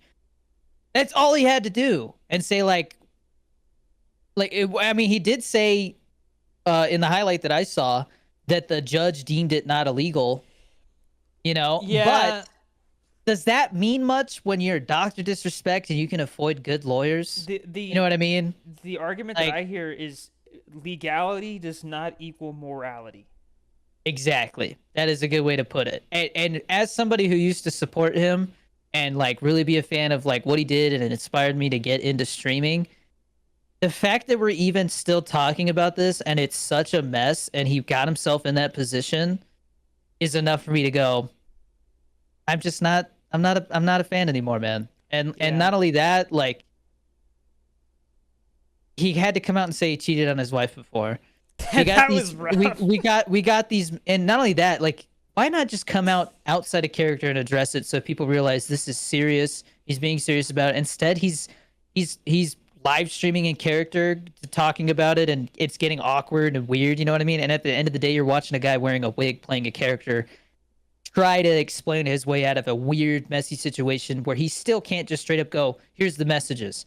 Why can't he just show the messages? The whole thing legally has been blown out of proportion. Each side can talk about it freely now. Just show us the fucking messages, but he's not. So that tells me there's something to hide. Yeah, I don't And know. that is enough for me to go, I'm still done. I still thought it was crazy when I went into his stream yesterday. There was like 130,000 people watching him like an hour after he was done talking Yeah. about everything. It was like, Jesus Christ, guys. Well, he didn't stream for so long. I think anytime a streamer of his size leaves, he's going to have a big first stream. But I heard it settled out to around 70 to 80K. That's still a ton, man. XGC gets I like think that's less 20,000 now. I feel like he was averaging somewhere around 100K before the allegations. So it'll be interesting to see how his next stream does. You know what I mean? And like how is he doing a month Yeah, from now? okay, but He did that's- say he can reapply for YouTube partnership on like the 25th. Yeah, so No. here's my thing. It'll be interesting to see if he gets denied or not. Saying that he went from 100K down to 80K or whatever, or 70K, that's like someone being like, oh, I was making $1 billion, but now I'm only making 700 million. Like, okay, like that's not a big deal, man. You're still making tons. So, Especially for YouTube gaming, that's a lot. So I don't know. I mean, he lost all his sponsorships, all of them. Yeah, and he hasn't been with G Fuel in a long time, right?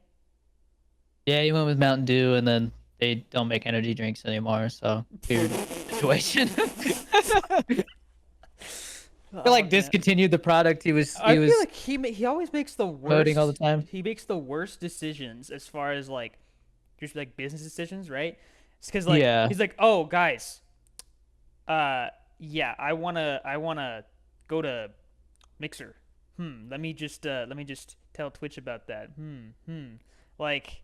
I don't know, but like I said, when it comes to this specific situation, at the end of the day, we're talking about a married guy who one or more times now has gotten himself into a weird situation that is related to inappropriate relations, whatever, whether it's messaging, actually cheating on his wife.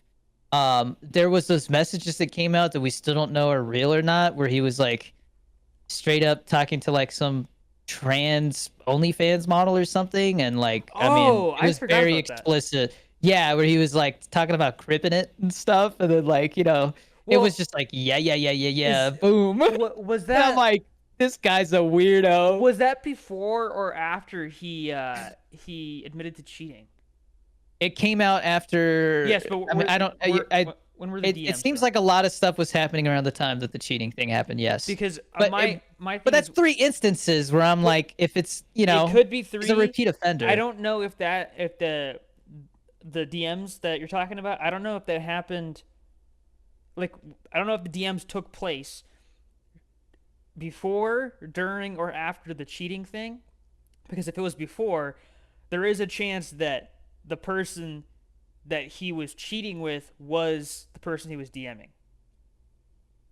I don't know. It's just he was basically like he was having these like dirty messages with this model, and then it was basically like the reason she was like participating in this chatting was because he told her he could help her out getting Twitch partner.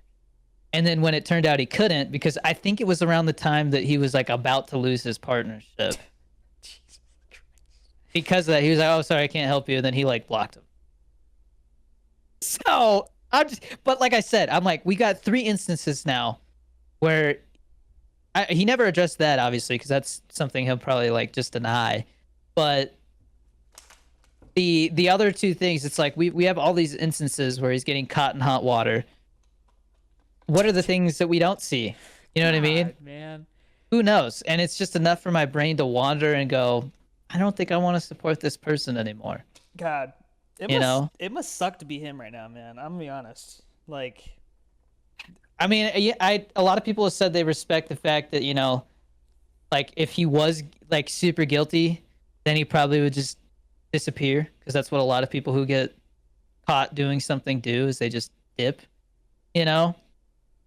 But I don't know. A part of it makes me think he's just playing into his persona of like, I'm the doc, you know, like it's just you Well, I can't mean, cancel me. dude, he always does these stupid, like, I don't know. It's like the I'm 14 and edgy or whatever, where it's like I'm gonna make this post where it makes me seem super mysterious and like I like a game of 4D chess going on in my head, right?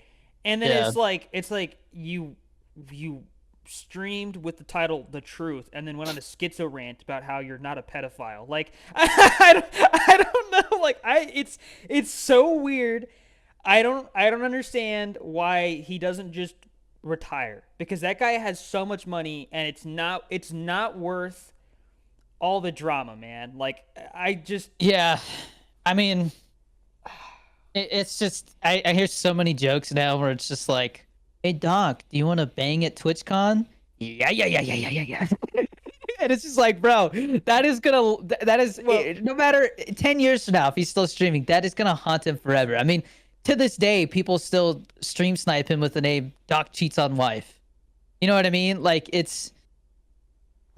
I think we've talked enough about it. The whole thing sucks. I still stand by the decision to throw away my collector's box. I did not like it. It made me feel shitty to even look at it because I'm like I looked up to this guy and here he is having to try and explain himself out of a situation that most people consider morally wrong and irredeemable. You know what I mean? Like no matter how you word it, like at the end of the day, you were married and you were talking to a minor, whether it was legal in that state or not, still wrong. Still yeah. wrong. Anyways, Yeah, anyways, on a moving much on. lighter note, Surprising news. Nikocado Avocado came back after not posting for 7 months and he looks like his old self. so here's the He thing. lost a bunch of weight. So I want to clear something up. There is a huge misconception. Okay, people are saying that he lost all that weight in 7 months. He lost it in 2 years. He was posting stuff after he started losing weight, but it Hmm. was old videos that he'd already I stockpiled. see. So Interesting. he did lose it in two But he years. still lost, He like, lost a we're lot of weight. He looks great. talking like, how much do you think he lost? Have they said? Dude probably lost like at least 200 pounds, maybe three. I'm thinking between 1 to 200. Really? Between 1 and 200? That's it? I don't know how tall he is. Here, let's That's see fair. how much weight because he doesn't seem like a tall guy. Did Nikocado lose?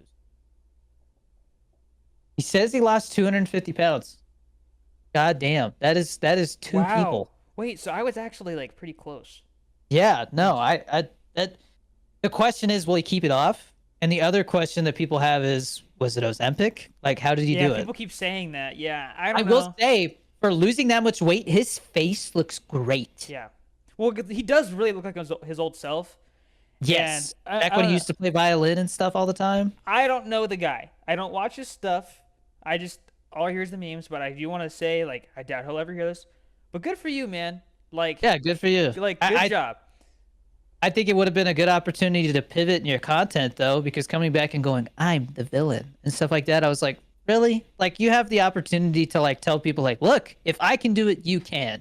And instead, we're memeing. You know what I mean? But that's your choice. And at the end of the day, you still I mean, people I think when it comes to because we don't know how he lost it, we don't know if he did it naturally, which is totally possible and very difficult. We don't know if he used those Zempic, whatever. I think there's a common misconception that like, oh, that guy used steroids, so he cheated, and it's like, it was easier for him than it will ever be for me. Same thing with losing weight with Ozempic. I know people who took steroids in the past, and they've explained to me that taking steroids is not a cheat code. It just means the the bar of what you can achieve physique wise is raised, but you still have to work for it like a normal person. It just allows you to recover way faster, which means you're in the gym twice as much if you want to look like Arnold. So to tell somebody, like you're not like you didn't work for that, you just used drugs. No, they worked for it. And not only that, like there's always a trade-off. We don't know what the negative side effects are of Ozempic long term. Like it could cause cancer, who knows? I feel like it can't be good for your thyroid and stuff. There's no way. But I mean, Arnold has had how many heart surgeries? You know what I mean? Like the guy's paying for it with his health. Um, but the idea that just because you do something like that means you're not a hard worker blows my mind. Like even if Nikocado Avocado used Ozempic, like there's a lot of other factors. Like you still can't eat like a slob, and you still have to exercise. And just because he had some help doesn't mean that like it wasn't hard. And so I do commend him for losing that much weight. That is absolutely insane. I think the most weight I've ever lost is like 40 pounds, and that I mean it's different for everybody. I know for me it was kind of at a time in my life where like I had kind of finished puberty and stuff like that, so like it's kind of natural for men when their testosterone balances out and stuff and is at like its height to be able to lose that much weight pretty quickly, and like your physique changes to basically what it's going to be the rest of your life. Um, but even for me, like losing 40 pounds is not easy.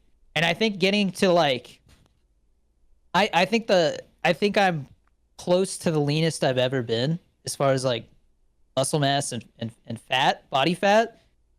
Once you like, it's different for everybody. Some people have like like certain areas that are hard to lose than others. For me, it's that like tire area that people call it. Like, oh, you got a spare tire because it's like the fat that's around your waist and it's around your waist. It's above your waist, like your gut and your back. That's where I have the most fat right now. And that last little bit, it feels like your body literally is like, why are we losing this? This is our spare fat in case we starve. And so like losing weight for anybody, I think is very difficult. There's some people who are naturally skinny, but then they have a hard time gaining muscle. So there's always like pros and cons, but what he did is insane, man. 250 pounds. Like there's a lot of people who will never lose more than half that in their lifetime because it's just that hard. So yeah, good for him. Hope he keeps it off. And I hope he takes the opportunity to like pivot his content, because if he keeps doing mukbangs, he's gonna slowly build it back up. It's just it's impossible to outwork that much food. It's just not possible. You would have to literally be like, all right, we're done filming, and I still have all this food in my stomach, and now we got to go for a 5 hour run. I You will know what I say, mean? yeah. No way. So you have like those competitive eaters, like Matt Stoney is one that I know of, where he will eat like a ton of food, and that guy is skinny, man. Like he'll be like, oh, I'm gonna eat everything on the McDonald's menu or whatever, right? Or he'll eat Yeah, like five meals, in like an hour, right? I think yeah, like he's done videos where he's eaten like multiple pizzas in one sitting, and I'm like, Jesus, like I could never do that, right? And he's yeah. still skinny, man. It's crazy. He's talked about a lot of those eaters have talked about how like that's like all they eat for like 2 days is that what you see on camera, and then they exercise a lot. And then Yeah. sadly, I've heard a lot of things, and I've seen a lot of things on Reddit because I myself was like, how the, because I was doing the crumble cookies and I was like, dude, I feel like shit after eating that much sugar. Like it definitely makes it harder to maintain your weight when you're having that much sugar because sugar spikes your insulin. It spikes your when your blood sugar spikes, your body is like, okay, we have to use this energy that's in our blood, or we're storing it as fat because it has to go somewhere. And so your body is basically in the best case scenario for storing fat when you eat a bunch of sugar. And so sadly, what I've seen after doing some research is that a lot of those people who do those videos, after they're done recording, will go throw it up, or they will take laxatives so that their body just like shits it all out really quick. And like that is not healthy, and that definitely will lead to like, I mean, people who are bulimic and they vomit a Yeah. lot. A lot of times they have problems with their throat because the acid, it like burns through their throat It also eventually, ruins their teeth. ruins your teeth because it's so acidic. And then the laxative thing can really mess with your colon. Like a lot of people end up with like colon cancer and stuff from taking laxatives all the time. Like a lot of Jesus. wrestlers and stuff like that will take laxatives to lose weight, to make weight, you know? And like fighters and stuff, boxers, and they have problems with their digestive system because they abuse laxatives. Because it's a really good way to get rid of water weight, you know? Hmm. But I don't know, man. I don't think, even when I do the mukbangs for my second account, it's like a reasonable amount of food. It's still a lot of food, but it's like that's all I'm eating for the day, Oh, and it's like dude. 2,000 calories. This is wrong. It really is. But I want Taco Bell now. I haven't had it. I haven't had it in over a month, and I miss it. God. People have been asking me like, how long am I doing keto for? I want to get down to. I want to lose another about 7 pounds, 7.5 pounds. I've already lost 7.5, so probably another month and a half to 2 months, maybe three. I'll be doing keto, but after that, I'm gonna just try and maintain my weight and maybe put some muscle on, like because I've lost a little muscle. But that's also because I haven't been like lifting weights for a year. I have been doing some like body weight squats, chin ups, push ups, ab exercises and stuff. So I'm definitely like toning myself again. But anyways, for our last uh major topic, I got a serious news story. Um, Toyota reports that 9% of their sales in 2018 were hybrids, and as of this year, it's 37%, and they expect 50% of their car sales to be hybrid by next year. So are hybrids the next step in car evolution? I think so. I've thought that for a while. We just don't have I the think it's happening infrastructure. faster than we thought. We don't have the infrastructure for electric cars yet, Right. and that's a stance I've had for probably a couple years now. Um, Yeah. the only thing is, it's like, dude, if you try and get a Prius right now, it's so difficult. Yeah. Well, so Bobby drives a Corolla crossover hybrid, so it's like a Corolla SUV type thing. They're talking about hybrid muscle cars. Like they just came out with one, like the Dodge Charger is a hybrid, and it makes engine noises through the speaker, which is so embarrassing. Wait, that was a Like, hybrid that does that? I thought it was an electric car that does that. I know they have a full electric one, and then I think they have one that has like a V6 in it or Because I something. feel But like the there is no V8 Charger right now, and I, everybody's like, "What the fuck?" I feel like the hybrid it should still make noise just fine. It's more so just that it has to be at a certain speed. If it's going like 20 miles an hour, it probably won't make any noise. But as soon as it goes past 35, it has to make noise. Yeah. Well, I mean, so I talked to mom and dad about this and Bobby. Right now, like I said, the main priority is get a house. After that, I think we're going to trade Bobby's car in for a Highlander hybrid because she wants some more room and they have a third row of seats that we would just put down all the time. So we got all this storage space in the car. And it also has those like pilot seats like mom and dad's minivan has Mhm. in the second row. And we only have two kids, so it's perfect. And then the dog can sit there in the middle if we have the dog with us. But I mean that's like a $50,000 car, the hybrid with like bells and whistles. So she plans on keeping on having a hybrid. For me, I don't have any interest in a hybrid Mustang, but I know they're probably coming. Honestly, what I'm thinking is they're talking about the V8s going away because all the all the environmental laws are what are killing V8 vehicles. Um, the thing that I'm thinking about doing is trying to get one of the last V8 Mustangs, and I think right now they won't be phasing them out until like 2030 or 2032 at the earliest.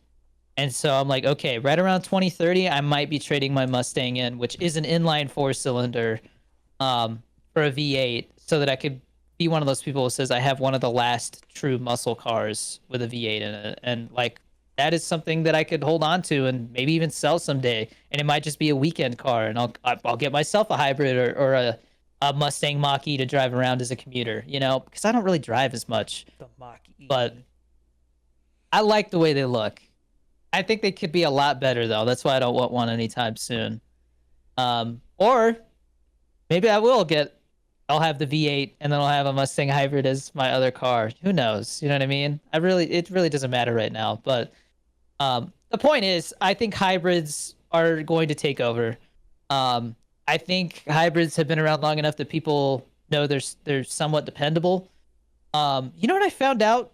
And Scotty Kilmer, the guy who I mentioned last week, was the one who mentioned it. Chris, if you were to decide, okay, like Fiesta's dying on me because it's not gonna last forever, and you want to get a Toyota, if the Corolla hatchbacks are like one of the only Toyota cars that are still built in Japan, so they still hold up like the old Toyotas. Only the Oh. hatchback. Yeah, so there you But go. do they have hybrids for that? They have Corolla hybrids, but the Corolla hatchback still gets like 40 miles a gallon, Oh. which is pretty fucking good for a gasoline car. And they're zippy now. See, I'd But have to only see the how much only the hatchback is made in Japan. I'd have to see how much they cost, because that's the only thing that stops me from getting a new car. Is I'm worried about the price.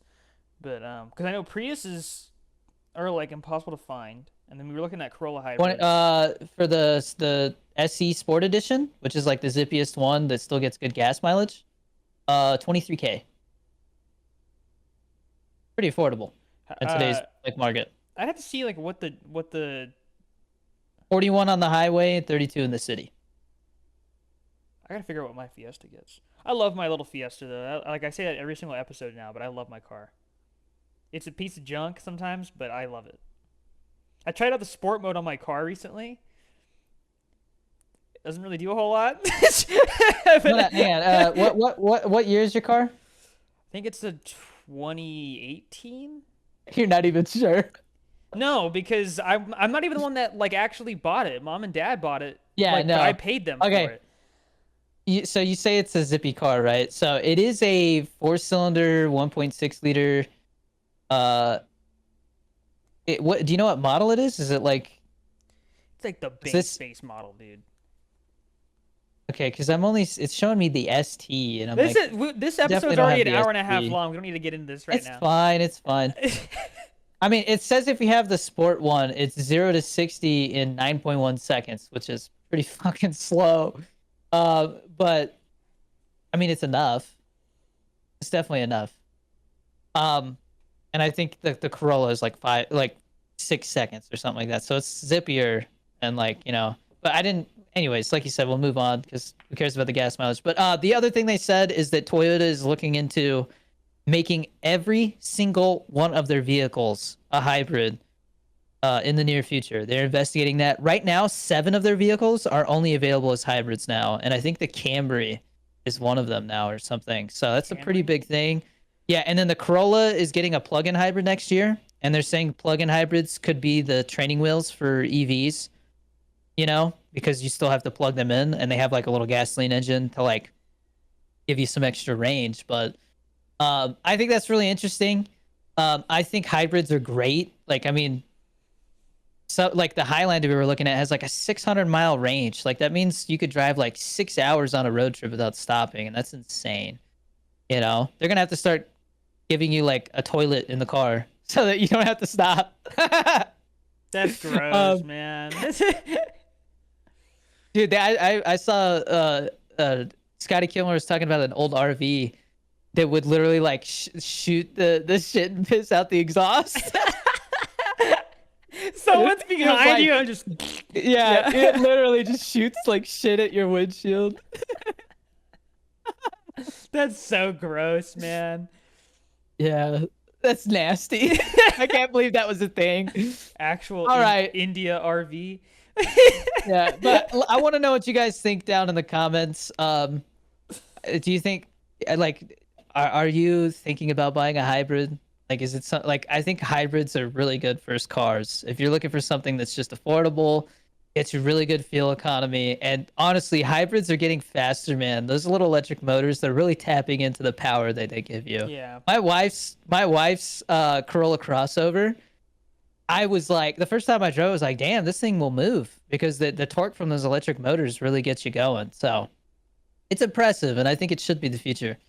I think unless you're specifically buying a car for performance, like there's no reason why you shouldn't have a hybrid. Oh They're man, I'm fast so enough happy now. that my car can go 0 to 60 in 0.9 seconds, but I can only drive 35 max through the city. Yeah, that's I don't know.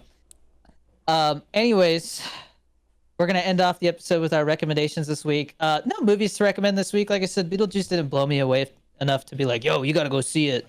Definitely go see Strange Darling if it's still playing by you. But I have 2 things to recommend. One is an app, and one is a YouTube channel.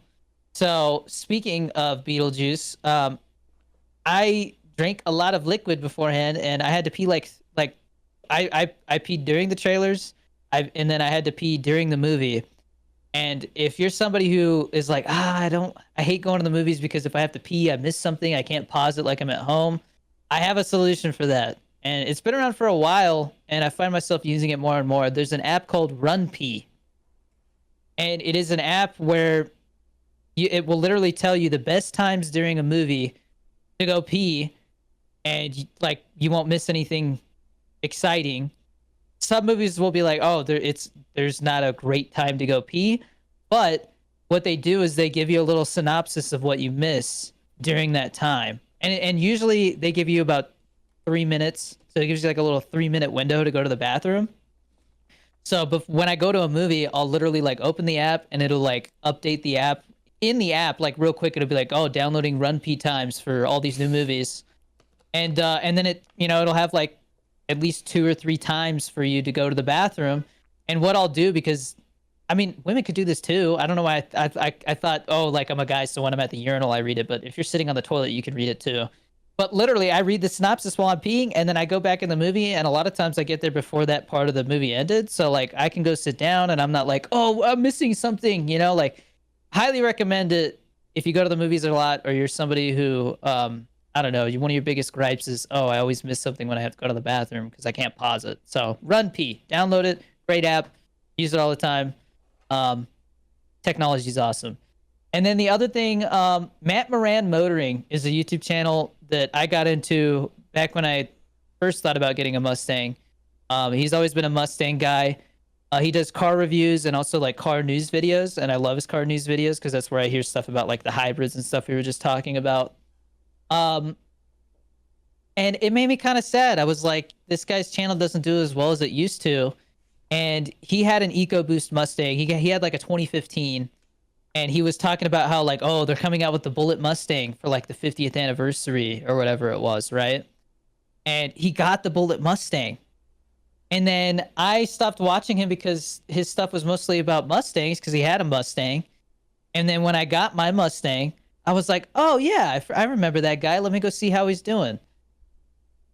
And the first video I watched was him having to sell his Bullet Mustang because his channel wasn't doing well anymore. And it made me Oh, so sad to listen to that video and like how his stuff had like not done as well. But he's like, he's like, my choice is to either get a job and have to post less or sell the Mustang because it's worth 45,000 and continue making videos at the rate I am and try some different content and try to get the channel doing well again. And I respect the fact that he chose to let go of the Mustang so much because I knew when I bought mine that like that's something that could happen someday if everything goes to shit, which is always a possibility as a content creator.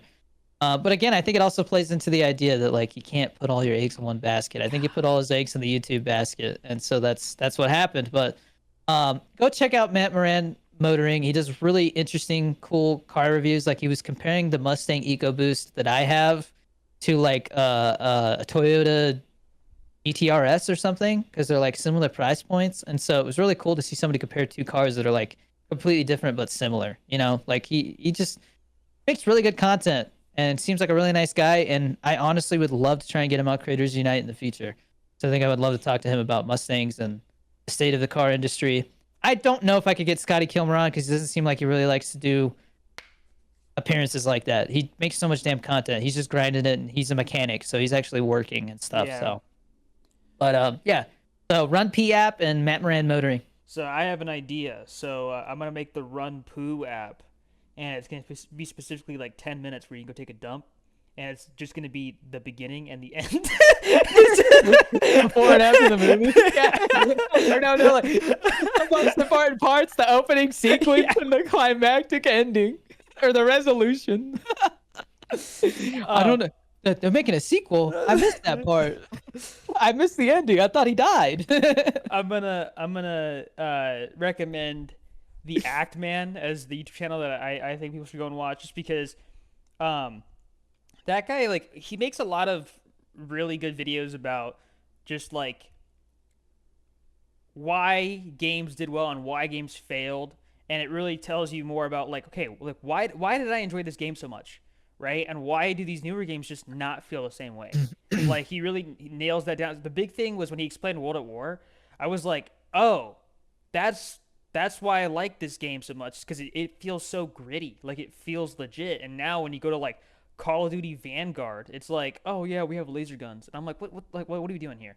So that part of his channel is really good, but also he, I don't know if he's always done this or if this is just lately, but he started talking more about like, a little bit of YouTube drama and stuff like that, and he's been kind of covering the Mr. Beast stuff as it has like big updates, and he, like he has a good way of explaining stuff for like his video game videos, and so when he starts talking about like actual news stories, that same way of like storytelling, it translates really well, and I get a really clear idea of what's actually going on, and it helps me stay really informed on that stuff. So um, I would say definitely check out the Act Man on YouTube. Yeah, I've seen his stuff before. But yeah, that's pretty much the end of the episode. Look forward to next week. We should have Jorge back and Ben as well. I think they'll be really fun to have on together. I have not reached out to him about it yet. Probably do that. But that as of right now, that's the plan. If not, we'll figure something else out. But Danny Dorito 23 on everything, guys. If for some reason you don't follow me on Twitter, go follow me there. Letterboxd. Buy some G Fuel with code Danny D. Get some Fit Butters. Join our Patreon. And if you finish this episode and you want to hear me talk more, I was interviewed on a New Mexico radio podcast called CinemaScope last week, and that aired yesterday on the radio. And now you can go listen to it like a podcast. So I'll put the link to that in the comments. Got to talk about my journey as a filmmaker and how I got into content creation and the Coast Guard and stuff. So it was really interesting to share some more personal details about my journey. And it's 26 minutes, so it's a really quick listen. But yeah, we'll see you guys next week for episode 50. Peace. Later.